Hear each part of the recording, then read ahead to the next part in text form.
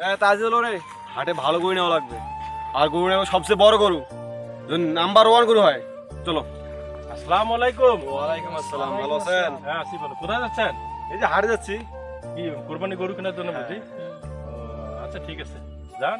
আচ্ছা, কি বকুল ভাই, আপনি গরু কিনবেন না? না আমি দেখি সেই রকম হয় আমি সামনে হাটে কিনবো। আচ্ছা ঠিক আছে। কি ভাই, আবার আগের মতো ওই যে গাই গরু কিনবেন?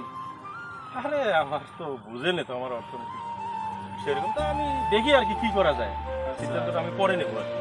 আমি এবার নিলে আলহামদুলিল্লাহ 1 লাখের উপরে নেবো। মানে দামরা গরু নেবেন নাকি? আমরা 1 লাখের উপরে নেবো। আরে আপনাদের তো টাকা অনেক, আপনারা তো নেবেনই। হ্যাঁ, ওই দিকে লাগা আছে, টাকা লাগাচ্ছে তো অনেকদিকে, ওরা আসে আর কি। কোন টাকা গরু কিনবেন? আরে আপনি জানেন না, তোমার চারিদিকে টাকা লাগা আছে, সপ্তাহে সপ্তাহে টাকা আসে, ওই টাকা অনেক। ও, মানে সপ্তাহে সপ্তাহে মানে কি?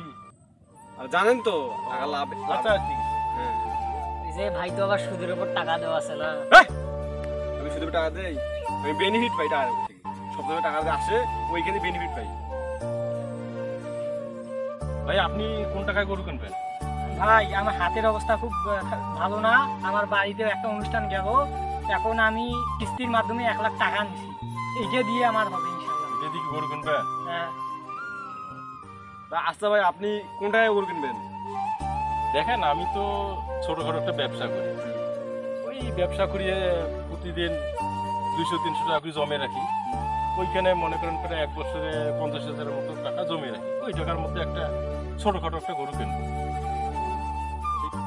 এবার তো আপনাকে মনে হয় 50 টাকার মধ্যে গাই গরু কেনা লাগবে।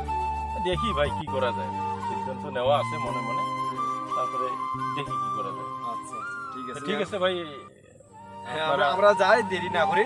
হ্যাঁ, আল্লাহ ঠিক আছে, হাফেজ। আপনারা হাটে যান। ঠিক আছে। বকুল ভাই কি যেন বললো, কোন টাকায় গরু কিনবো মানে? আরে চলো তো, আরে ভাই চলেন তো তাড়াতাড়ি, এখানে আবার দাঁড়া গরু শেষ হয়ে দাঁড়া, যাবে। কত টাকা বুঝতে দেখে। বকুল কি বললো?